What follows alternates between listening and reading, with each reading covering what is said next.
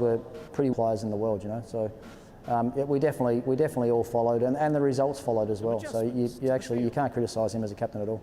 And of course, in '99 you won the World Cup. That was a fairly roller coaster tournament, wasn't it? Here in England, with that semi-final. I mean, was he the calmest man out there, even at the very end, or and what were you thinking?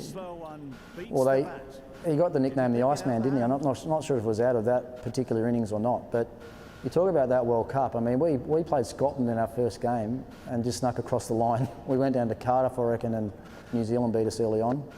Pakistan beat us at Headingley, and we had to win every game from a certain point of the tournament to just keep progressing through the stages. And it got down to that game, you know, that famous game at Headingley against South Africa, where Stephen made that brilliant 100 and had that quote directed at Herschel Gibbs as well about dropping the World Cup. And I was batting with him for the majority of that innings as well. I think I got 70 odd in that game and in that partnership with him. And you just always felt that if he was there somewhere near the end of that game, that we were going to win. So I was actually thinking of the semi-final where South Africa just needed one to win, and Donald, of course, famously got run out and dropped the bat, and there was absolute chaos. I mean, that was there. I mean, that was the emotions. I think every single one of us players went through that day was unbelievable. I remember saying to myself, I'm not sure how closely you watched the game, but Paul Rifle dropped a sitter at long off or long on with only about 10 or 15 runs required in front of his face. It went through his hands and went over the rope for 6. And I just remember sitting there thinking, I'm never going to speak to you again. That's it, I'll never speak, because I thought the game was done. And then it gets down to that last over, and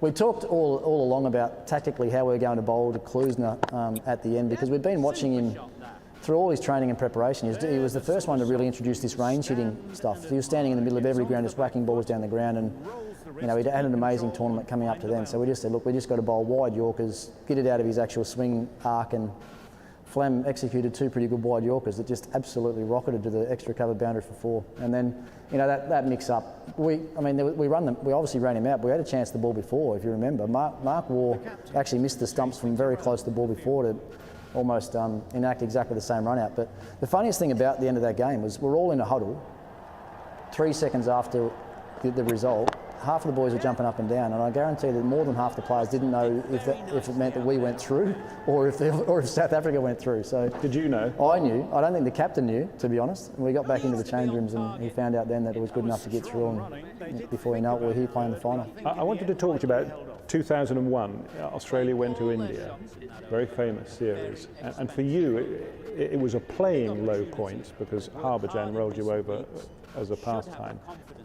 The India experience for you is sort of one of the underlying questions within your career, because you were so good against them in Australia, but in India it was a completely different story. Everybody says, as far as an Australian cricketer is concerned, it's all about the Ashes, but for you, was it all about India? I would have liked to have played better in India, yeah. I mean, I didn't get off to a great start there with that series that you're talking about. It was at 17 runs in 3 games or something. It was something like that. But the interesting thing about that, we played a practice game, and I told this story again the other day. We played a practice game against an Indian A team or something going in, and India were up in the air about who their spinner was going to be, and Harbhajan played that game. And all of our batsmen in that game got on top of him. But I actually stupidly remember saying to Steve Waugh at the end of that game, if they're going to play him, we're going to be fine. Like, we got no worries at all. Well, do you reckon that did come back to bite me pretty quickly? But I mean, the learnings out of that for me from that first series there was that, and I think a lot of the current Australian players have probably learned a bit about themselves with that as well.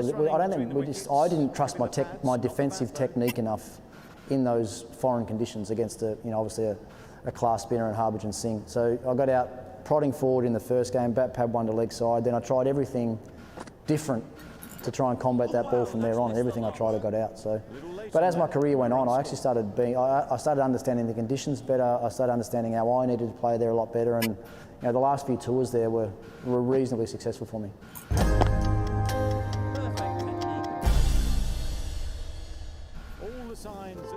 There's a good length on that. Laithwaites.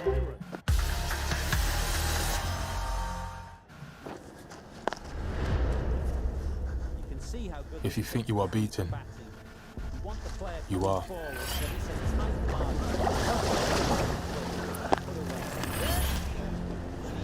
If you think you'll lose, you're lost.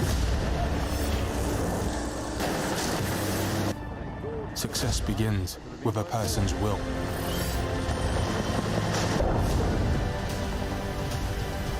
a state of mind. Me again, allow me to pick up where I left off. The biggest phenomenon. You do not scare me, no, you are not a threat. Anyone I wanted, they can get it in a flash, no sweat.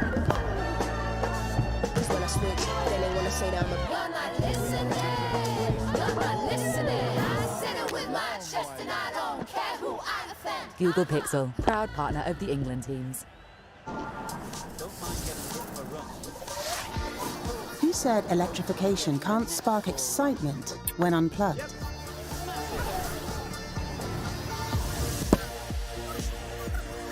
New Nissan Qashqai with e-Power.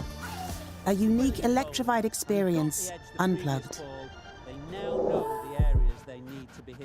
Nissan Qashqai and X-Trail with e-Power.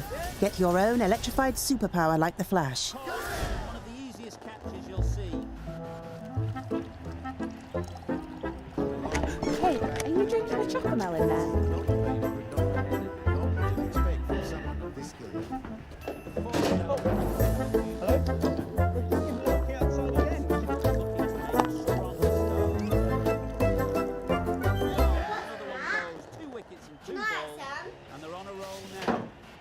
The one and only Chocomel. Sharing not required. That promised much, and really, in the end, delivered very little. Pretty disappointing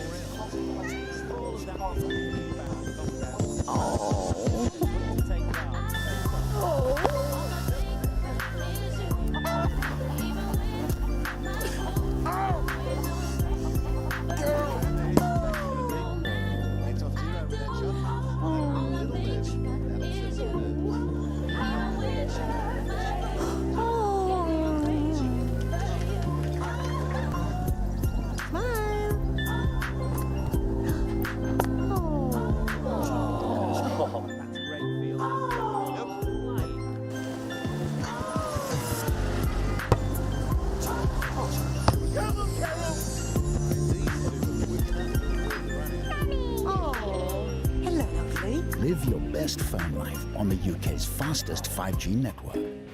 3. Welcome to the first ever National Lottery Draw. Tonight, you dropped this. Thank you. There it is.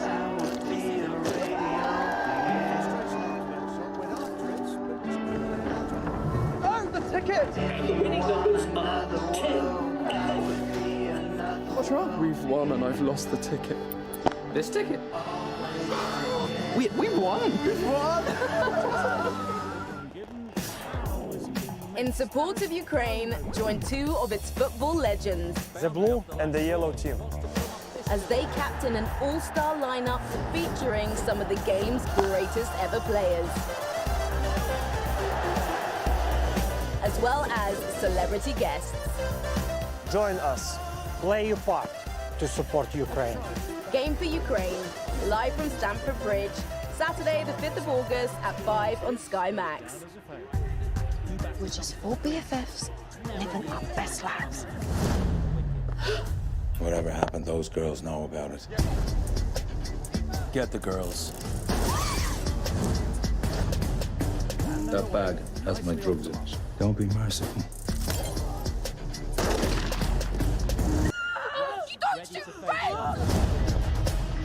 Let's go have some fun.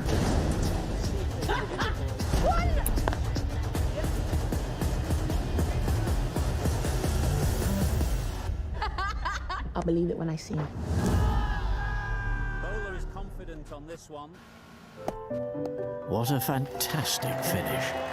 Laithwaites.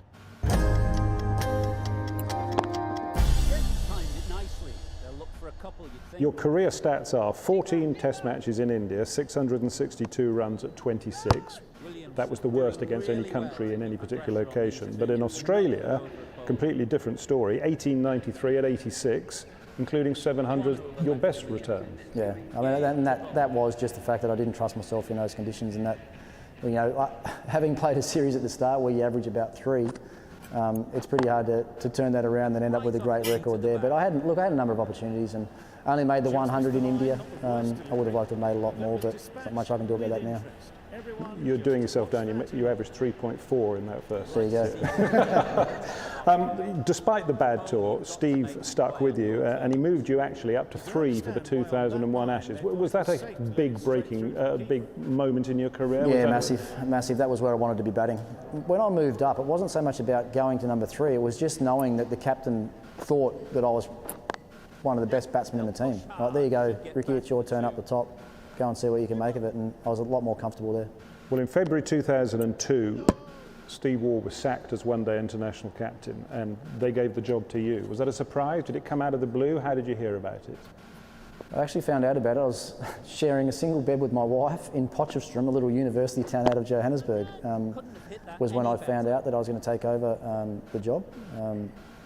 A phone call then? Yeah, a phone call from Cricket Australia, yeah. It was nice and early in the morning, and obviously Gilly was on that tour as well, and I'd got off the phone. It was a 10-minute phone call or whatever, and literally as soon as I hung up the phone, I got a knock on the door. It was Gilly that come down and said, "Congratulations, mate, I'm wrapped for you." So they told him first before they told you? They must have, yeah. Must have told him that he'd missed out, and then they called me to. And what did you think when you got that? Knowing that Adam would have been the hot favourite, wouldn't he? Yeah, well, the way things panned out in the summer before, Steve Waugh had missed some games in Australia, and Gilly had taken over as captain, and Warney was made vice captain in those games. So this is where I'm thinking that I'm a long way down the pecking order, and that if that was the way it was going to be, surely when Stephen moves on, that Gilly just goes into the job and Warney stays as assistant. But that wasn't the way it was. They'd chosen to go with me. And what was your emotion? Oh, look, I was really surprised at the start, but it didn't take long for it to sink in to say, right, you're the captain of Australia. Let's do it the best way we can, and let's do it your way, and see how you go. And it wouldn't have taken long also to sink in that actually it wasn't necessarily a job which was that easy, because your first major tournament would have been the 2002-03 World Cup in South Africa, and before you've even bowled a ball, Warne is on his way home having failed a drugs test. What's going through your mind when that happened? Yeah, well, I'm a young, inexperienced captain going into a World Cup with what I thought was a World Cup winning squad. That happened before a ball was bowled, and I think Jason Gillespie was sent home after one game with an Achilles injury. And I'd actually, on the eve of the World Cup, singled out what we had different than any other team in the tournament was the best fast bowler in the world in Gillespie and the best spinner in Warne. They were gone within 5 minutes. And I mean, the whole issue around Warney as well, it wasn't so much the fact that we were losing him, it was how was I going to address that with the group? How am I going to put my stamp on making sure the group aren't confused, up in the air, disappointed, shocked when we had a game pretty much the next day. The first game of the tournament was the next day against Pakistan. So, I just got all the boys together. I got Warney in front of the boys, made him explain what had happened, got Warney out of the room, and then I just sat down with the boys for 5 minutes and had a chat about the way it was going to be, what I expected from them, and basically told them I didn't want to hear another word about it for the rest of the tournament. And to their credit, that's exactly the way it was. And you went on and won the tournament, and you got a big 100 in the final, which I think I'm right in you saying this tops the lot. Yeah, well, all the challenges that we were confronted with at the start of the tournament. We had other challenges as well. We had a few injuries at the start as well. So guys like Andrew Simons, Jimmy Maher, Andy Bickle, all these guys found themselves in our team, and we didn't think they'd be in the team. We thought they'd be spares for down the track in case something happened. They all played the first few games. So we went through the tournament undefeated, and once again, as most Australian sides that I played in did, we've found a way to play our best cricket on the big stage in the final. So it was fantastic. Yeah. 2004, you become Test captain as well when Steve goes. What were your feelings on being, having both codes now? And you were taking over from Steve Waugh, who'd made such a thing about the legacy of the baggy green. Was that something you were very keen on sort of keeping going? Yeah, when I look back to getting the Test job, I think I was thankful that I had a period of time in the one-day job first. So both jobs didn't come at the same time. So, 12 or 18 months, as you say, as one-day captain before the Test captaincy came around. And one thing I stressed to the players was that, and all our coaches and support staff, was obviously Stephen was gone, big shoes for me to fill. From anyone that was watching us play as a spectator on the TV, I didn't want them to notice any difference about the way that we went about our cricket at all, but I was going to try and change things around the dressing room and just have the dressing room a little bit different environment than it was beforehand. In what way? I just wanted it to be a bit more open, a bit more conversational. I wanted young guys coming into the team to feel like they could say whatever they wanted to, whenever they wanted to. Just really opened it up to a really, just an open environment, I guess, around the team. So had Stephen been quite dictatorial in the way he ran it? Not so much that way, but So was that the way it came towards the end? I think it probably coming into an Australian team was always a little bit that way. You know, you were coming into as a younger bloke, even for me coming in, I'm not saying that I was just left to my own devices, but a lot of information sharing and things like that, you know, probably weren't happening as much as what I would have liked or the way other players would have liked. I said to you early on about sitting back and listening to what other players were feeling about things and what they would change. So, you know, that was some of the feedback that I was getting. So I wanted to make sure from my own learnings, I guess, that the change room environment just changed a fraction. And did you find a difference between captaining in one-day cricket and Test match cricket? Was that a big leap? Were you suddenly aware of a difference, or were you able just to carry on? Oh, look, I think when you're in the moment as a young bloke and early on in your career, everything is just, there's nothing better. It's simple as that. I didn't find any difference between a one-day game compared to a Test match.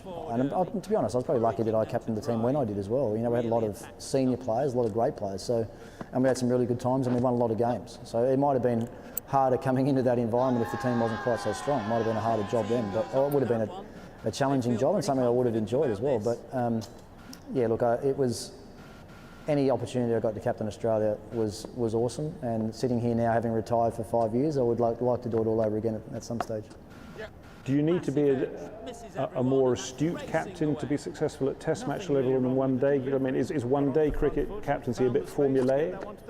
Look, I think there are innovations that are happening on a daily basis through international cricket.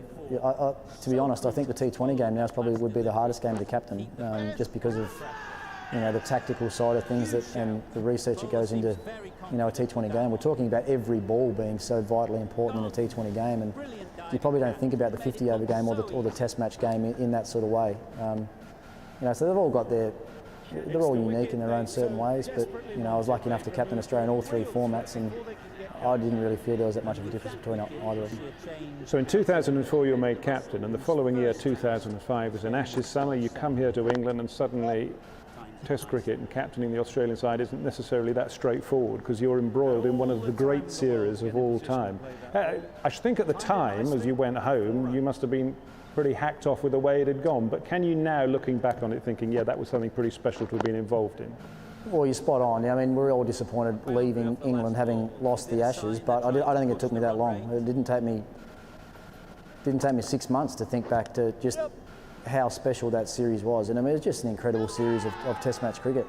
We all might be a little bit biased, and we might say it might be the greatest Test match series ever. And I was speaking to the young Lords cricketers yesterday, actually, about that exact series. I'll never forget some of the things that happened through that series. I mean, I pick up a paper halfway through, and there's not a mention of football or soccer anywhere in the country. It was just all about Ashes cricket. I remember going to Old Trafford for day 5 there, with Australia needing to bat out the whole last day to hang on for a draw, and we had to change direction with the bus about 3 times. We couldn't get down the streets. There were people lined the streets all around Old Trafford trying to get in for day 5 of that Test match, and they're not things that you see every day. So it was, look, an amazing series. England deserved to win. We were a little bit off the mark right the way through the series, but managed to find a way to fight right the way through to the end. It's a series which has got so many incidents which have become folklore. You getting clocked by Harmison here at Lords on that first morning, you still just about bear the scar, I think. I still do, yeah. And then, of course, you go to Edgbaston. You won that Test match. You go to Edgbaston, and McGrath rolls his ankle on the ball, but you still inserted. Is that one of those things where you think, oh, she probably shouldn't have done that? For the sake of one run, I don't think I was that far off the mark, was I? Looking back at how easily England scored day 1, yes. The wicket played very well. Obviously, McGrath going down wasn't ideal. We bowled no balls. We took wickets off no balls. We just didn't do anything anywhere near the way we needed to do on day 1 of that game. But yeah, I mean, I'm asked about that a lot, about that toss there. But I don't have any regrets about what I did, because at the time, you honestly, you absolutely feel that that's the right decision. And if you play well, you win. If you play poorly, you're going to lose. And we didn't play that well that game. You obviously made that 100 to save the game at Old Trafford. Was that, and you got out just before the close, didn't you? Just before the end. As you walked off and dragged yourself off, did you think, I've done all this work and it's going to go wrong? Or did you have ultimate faith in Glenn to see the game out? What do you reckon?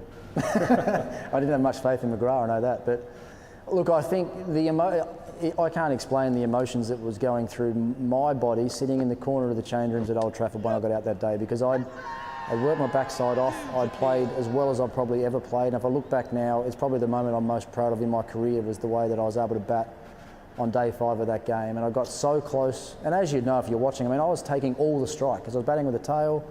I'd face the first 5 balls of the over and then get off strike, and so I was up. So I was taking everything, and that was my responsibility as the captain and the only batter left to do that. And I got us so close, or whatever it was, 2 overs to go. And my thought process behind it, I mean, if you look at the way that I got out, you think, how on earth has he got out to that ball? It was a wide, short ball down the leg side that I just got a little bit of glove on. But so my mindset, it was the last ball of the over, knowing that I had to get up the other end. So wherever he bowled that ball, I had to hit it so I could run and get up the other end and get on strike. So it was wide down the leg side, and I just tried to get something on it and just to drop it down on the leg side so I could get up the other end. I got that little feather on it. I remember looking up at Billy Bowden, and Billy's like, yeah, it's out. So if DRS had existed, would you have reviewed? You'd have had to have done, wouldn't you?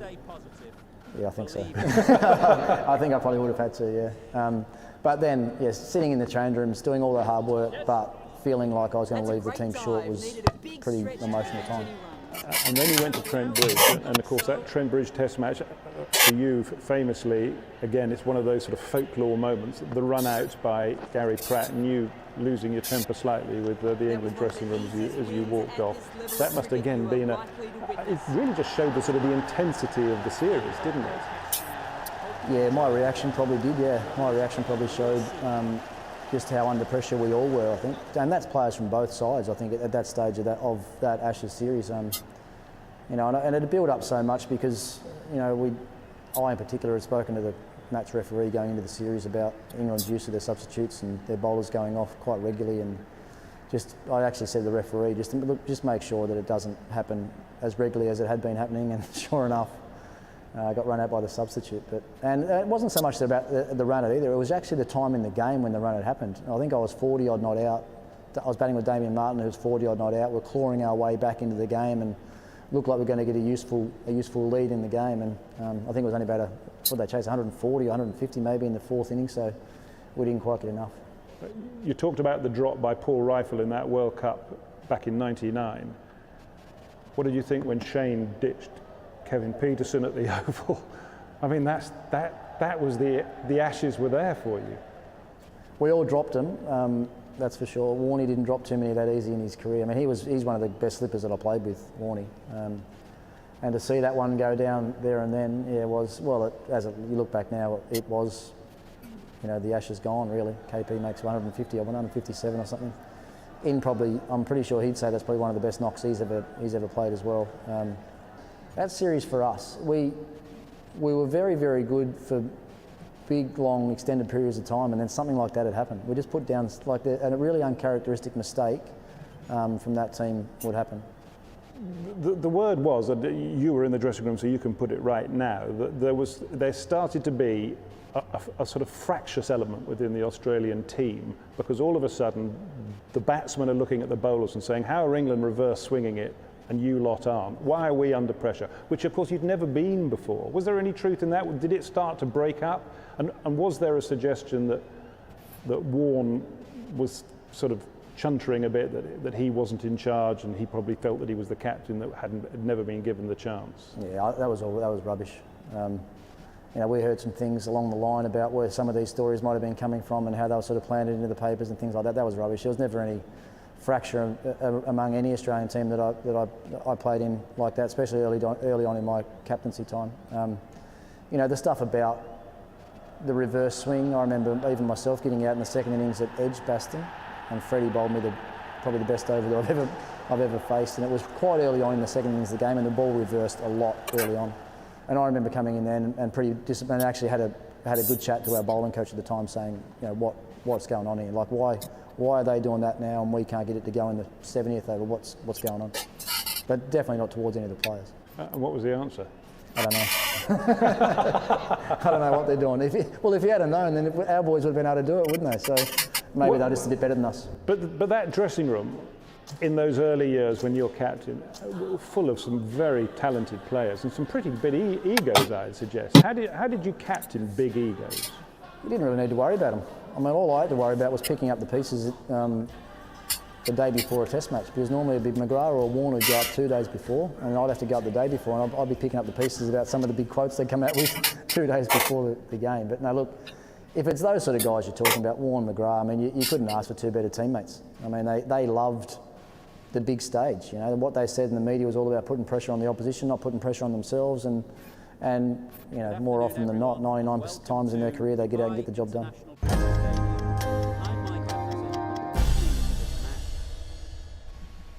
Delivery? I'll go for the salmon sashimi with a sausage. This summer, get Plusnet's full fibre from only $24.99 a month and make your broadband fuller, faster, more reliable, and oh, here we go. What a catch. Offer ends 9th of August. Search Plusnet Fibre now. That's a plus. At Eon Next, we believe life is better with less of some things and more of others. Like less hassle, more convenience, less short-term thinking, more long-term actions. Life's better when you get more, like 100% renewable electricity at no extra cost. So switch to Eon Next. Still no taxi. Guys, the ride's here.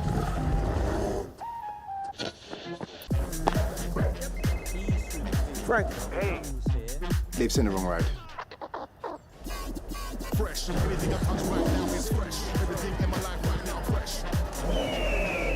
We do things differently on the mountain, like never serving our beer until the mountains turn blue. Coors, keep it fresh. Nutty and sweet latte macchiato. This one's for the prize? Intenso. No, cool. Definitely iced.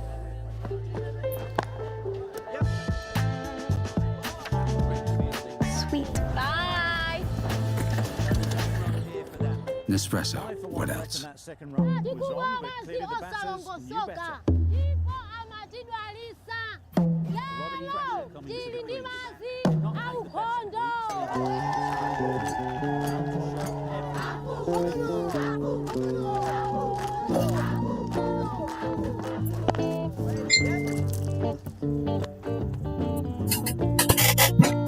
Smith gets off the mark.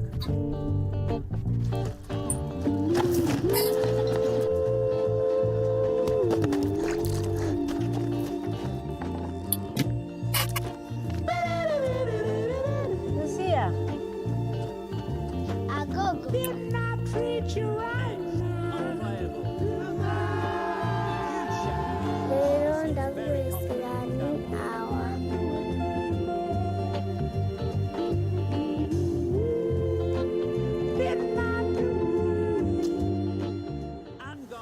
You're built different. Breathing new life into broken.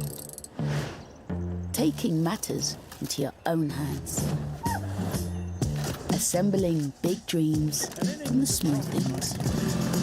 Find the right part at the right price. That's the eBay way.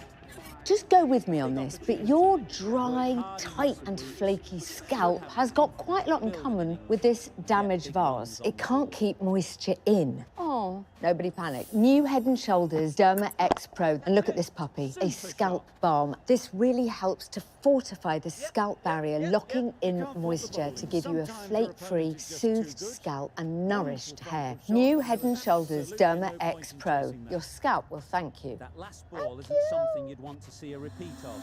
You don't want The region to your north has been upgraded to severe storm warning. We are evacuating ship. Commence rescue operations. No matter what happened on that ferry, shouldn't have sunk that fast. Most of the passengers were still in their cabins when the storm hit. So almost 300 people still missing. A vessel like that should have stayed on the surface for hours, if not days. What the hell happened on there? Brand new, Departure, available 2nd of August on Sky Witness. Artists, you're... Star, the left arm is coming on to bowl. Okay, guys, we're in. I need you to listen carefully. Executing file transfer. Go. Your mission, Should you choose to accept it? is to track down every IMF mission. I need you to trust me. Uncover every agent. Roger that. Stand by. And reveal every secret. There's too much at stake. Are you in or not? Watch every mission on Sky Cinema Mission Impossible. Good luck. We're all counting on you. What's googly? If only there was some way of searching for the answer.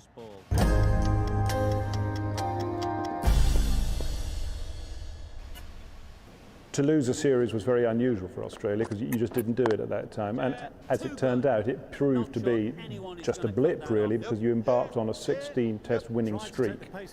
And of course, it started with the whitewash revenge series, if you like. Did you have the Trafalgar Square celebrations on loop in your dressing room as the ultimate motivation? No, we didn't. It wasn't about England, it was about us. It was about what we had to do to play the cricket and level the cricket that we played for the previous few series leading into 2005. There's a lot of soul searching, there's a lot of open, honest discussion amongst not just the players in Australia, but all of Cricket Australia. Remember when we got back, we actually had all the contracted players, all the Cricket Australia staff, all sat down together and basically said, right, what are we going to do?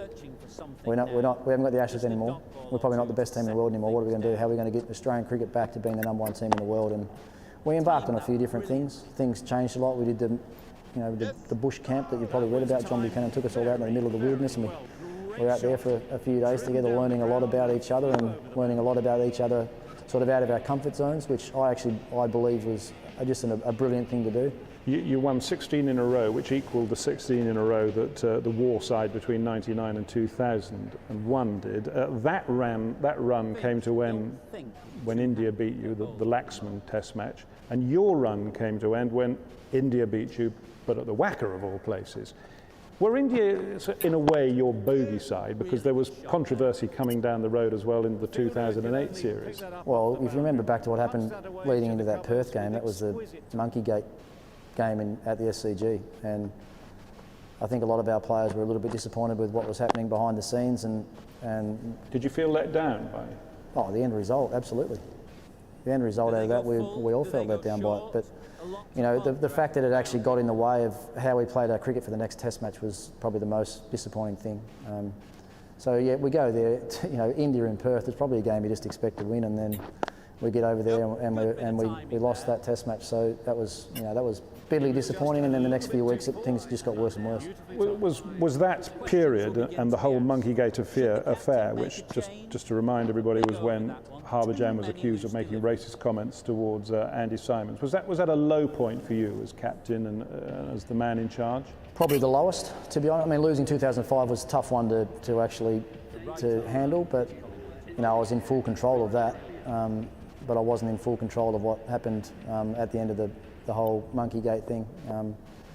And Andrew Simons, wasn't in total control of what the end result of that was either. So, yeah, look, it was a low point, and it just because it dragged on for so long. I mean, but things that you probably don't know. I was going off the ground in the middle of the Adelaide Test match, talking to Cricket Australia officials about what was going to happen, because the actual court case was at the end of the Adelaide Test. I'm in the field as the Australian captain, having to leave the field, go down to the bottom of the grandstands and talk to Cricket Australia officials about what was going on. I mean, it was just, the way the whole thing went down was pretty disappointing. And the other thing was sort of India took the moral high ground in a sort of echo of the famous Bodyline quote. Anil Kumble said, only one team is playing in the spirit of the game. The Sydney Morning Herald described Australia as arrogant, and suddenly the press are on Australia's case. That must have been quite difficult for you as captain to deal with. Yeah, well, I had a charity golf day. I remember the next day after the Sydney Test. It was an early start. I was on the golf course and got a phone call from my wife saying there's all things all over the paper saying that you need to stand down or you're going to be sacked as Australian captain. And I was like, what on earth are you talking about? What is this all about? I mean, and with Anil must have gone into the press conference after me that night in Sydney, because I certainly wasn't aware of what he'd had to say, I don't think, when I fronted the media that night. But You know, at the end of the day, I'm not sure where he was coming from with that. You know, I know they probably got the raw end of some umpiring decisions in the second innings of the game that cost them, but we didn't do too much wrong along the way. You know, so anyway. And as you look back, would you do anything different? No. Same again. Yeah, I mean, I think we got criticised for not shaking the batsman's hand immediately after the last wicket fell. I mean, we just won just an amazing team. Michael Clarke took 3 wickets in the last over of the game, I think, and we got together as a group, and that meant that we equalled the record of 16, and then because we hadn't shaken hands straight away, we got heavily criticised for it. And was there any soul searching as to whether you were going over the top and being uber arrogant or anything like that? Well, not that I was aware of it. If I'd have been aware of it, then we would have absolutely done that. But look, it was yes, it was a difficult time, and you know, captain of the Australian cricket team, you're going to have some ups and downs, but. You know, I think at the end of the day I had more uptime than I did downs. And a quick question about Andrew Symonds, of course, was at the centre of that whole incident. I mean, his career, as you say, had been fairly up and down. By the time it finished, and he's turned up for a game in Cardiff, as I remember, where you couldn't select him because he was still suffering from the effects of the night before. You invested a lot of time and energy in getting him into the side. Did you end up feeling a bit let down by him? Yes, but I think I understood why. At the end of the day, I think he'd lost a bit of faith in the people that he thought had his back as a result of the Sydney thing. And the really strange thing about Simo was, look, he was just an outstanding cricketer. And if I can pick a team now, if I can pick a T20 team, a one-day team and a test team, I've got him in my squad every time. He was just a terrific bloke to play with. And won us a lot of games through all 3 formats as well. The thing with him is the better that he played, the more sponsors wanted him, the more the public wanted him, all that sort of stuff, and that wasn't what he was all about. He just wanted to be the same bloke he always was. He wanted to be able to play his cricket and go and catch up with his mates at the end of a day's play and not have to put up with any of the, he'd call it, you know, rubbish that came with it all. So at the end of the day, it was almost that how well he played sort of actually drove him away from the game. And considering what you'd been through earlier on in your career, where you'd obviously had a problem with alcohol, did you ever try and talk to him about how he could help himself or how he could get help so it didn't become the issue which eventually kind of sunk him in a way? Yeah, not a daily basis, but I had a lot of chats with Simo along the way because I was desperate for him to stay in my team. You know, that's what I was like. If I ever had anyone in my team, the last thing I wanted was for those guys to go. I didn't want to drop guys, you know, I wanted to do whatever I could to make them better and keep them in my team. That was the way I always was as a captain. And you know, Simo and I, look, we're lifelong friends. We played in World Cups together, played in Great Ashes wins together as well, and yeah, we had a lot of heart-to-hearts after that. As the years go by, of course, things change, and for you as the captain, things change because in 2007, Warne, McGrath and Langer went, Gilchrist went in 2008, Hayden in 2009, and I was reading a quote, Crick Info said Ponting had to change from manager to moulder. Did you think that's an accurate description of how life changed for you without the firepower that those guys gave you? Yeah, and a big moulder, mentor, whatever it might be. You know, I had a lot of younger guys in the side that as a senior player and someone that played a lot of cricket, you know, I wanted to make sure that I was, you know, bringing them on as quickly as possible. One, letting them know what, you know, the culture of the Australian team was all about, what it meant to play cricket for Australia, but also on a daily basis trying to find ways to make them better and quickly. You know, and when you play a lot for your country, you don't play a lot of Sheffield Shield cricket. So quite often I'd have guys coming into the side I'd never met before. You know, and you might go away on a tour and you've never met these guys, and before you know it, you're in the heated battle in a test match and you're trying to work out how you can get the best out of them. So, look, it was a great challenge for me, probably a better time to be captain, I think, when those young guys came in. Even though we probably didn't win as many games, but there were bigger and better challenges there for me and that group than there was when we had a champion team. The results may not have shown it in the latter half of your captaincy career. When the wins came along, they were more satisfying because you've done it in a way without the nuclear weapons which you had at your disposal earlier on. Yeah, so the 2006 Ashes was, memories that I've got from the way that we played our cricket through there are pretty special. But as a test series, we played South Africa just after all the greats had retired. We played them at home and they beat us. And then we went away to South Africa. It was Phil Hughes' first series, and we had Hilfenhaus, Fiddle, Haddon, Lyon, all these young blokes who'd come into the side, and no one expected us to be able to beat South Africa in South Africa. And we we started in Johannesburg, and it was an absolute green top in Joburg, and we had all these young players, and I thought, no, they're going to learn the hard way. I won the toss and batted on a green top, and we scraped away to whatever we did. I got 300 in the first innings and managed to win that game. And then we went to Durban, same thing again there, and we beat them in Durban as well. So the series is done, 3 test match series. And I remember purposely walking off. So we were in the field, we bowled them out to win the game, and I walked off about 50 metres ahead of the group and stood down near the boundary line and just turned around. I wanted to see what it meant to these young guys to be a part of their first ever series win for Australia. And some of the images that I remember there, you had these young blokes with their arms around each other, they're holding stumps up, they've got their arms up in the air, their baggy green caps on. Just for me, as someone that'd been there and done it all before, to look back and see what it meant to this young group, I think is probably about the best memory that I can take out of the game. During your playing career, you played with under a number of captains, but also under a number of coaches, Simpson, and then when you were captain, you had John Buchanan, and then later Tim Nielsen. Did you find that your relationships and the way you captain changed with the coaches? Good question. I don't think so. No, I don't think my captaincy style did, or the way I interacted with the players. I don't think that changed at all. I mean, I had, as you say, Bob Simpson, which was a long time ago, then Jeff Marsh was in there somewhere, 99 World Cup, the coach was Jeff Marsh. John Buchanan brought a completely different philosophy, I guess, to Australian cricket coaching than we'd ever had before. Bob Simpson, Jeff Marsh, very old school, 4 hours in the nets, catch 150 balls before you leave, get in, not think about it, go home and come back and play. Buck was never going to teach anyone how to hit a cover drive or teach Warnie how to bowl a leg break, but he had other unique ways of being able to challenge players and bring the best out of players. So I really enjoyed working with John Buchanan. And then later on, it was Tim Nielsen. Was that difficult? Because by then, you were starting to sort of run out of energy a bit. I don't think it was difficult, no. I enjoyed every moment that I had of playing for Australia up until well, not every moment, but most moments up until right near the end where the game was starting to get a little bit hard for me. But Tim Nielsen is one of the great cricket people in the world. I loved every minute of working with him, and once again, we're great mates. We shared some great things together. You were back here in England in 2009, and after 2005, obviously you didn't want to lose the Ashes again, but you did. Was that a series of missed opportunities? Cardiff, you could have beaten England, but Monty survived somehow with Jimmy. And then at the Oval, you didn't pick a frontline spinner. As you look back, was that an if-only series? Yeah, they probably 2005 and 2009 probably both were. I think the margins, the difference between the teams was so minor in both of those series that both series could have gone either way.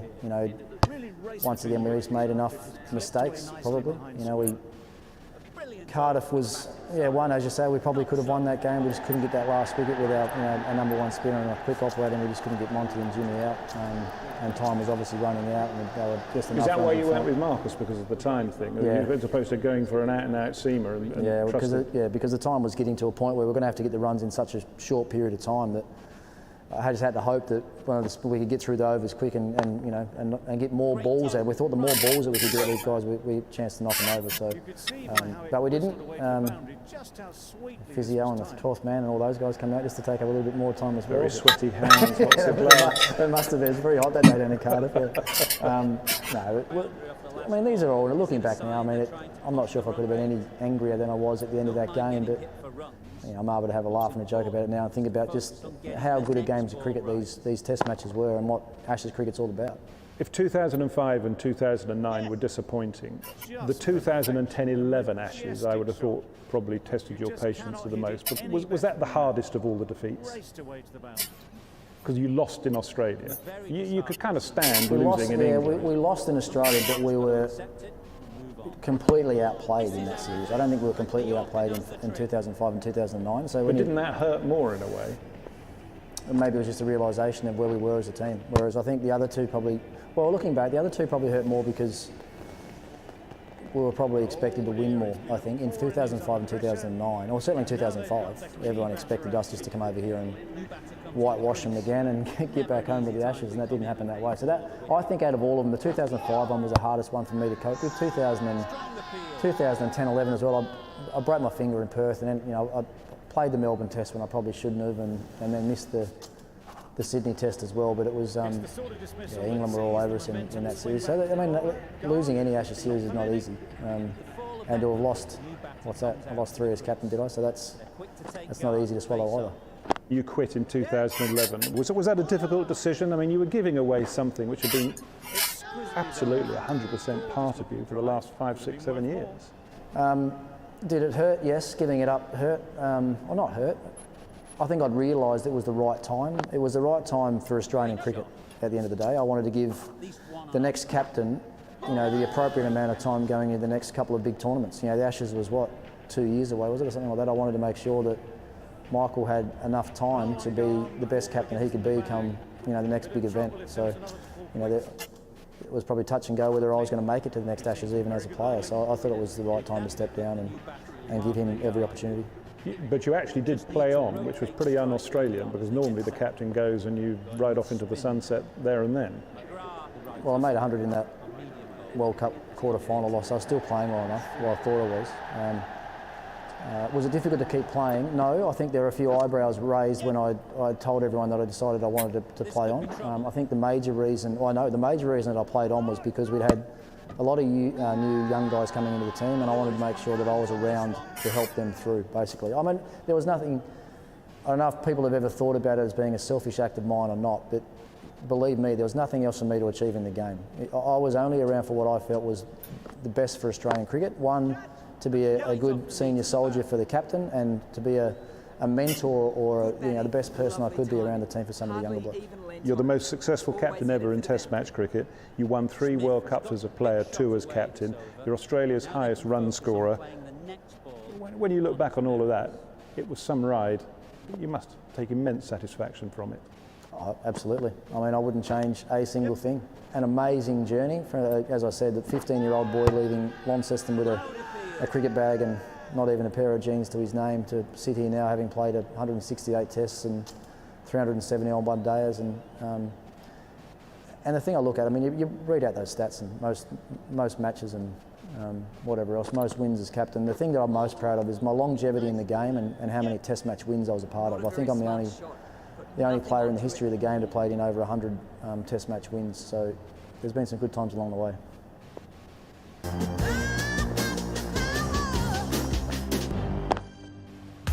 Sky Sports Cricket. Feel it all.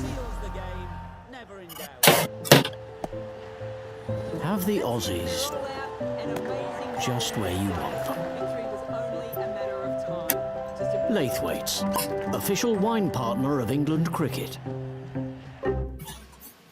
This is Wise. 40 currencies, 170 countries, one account to take on the world.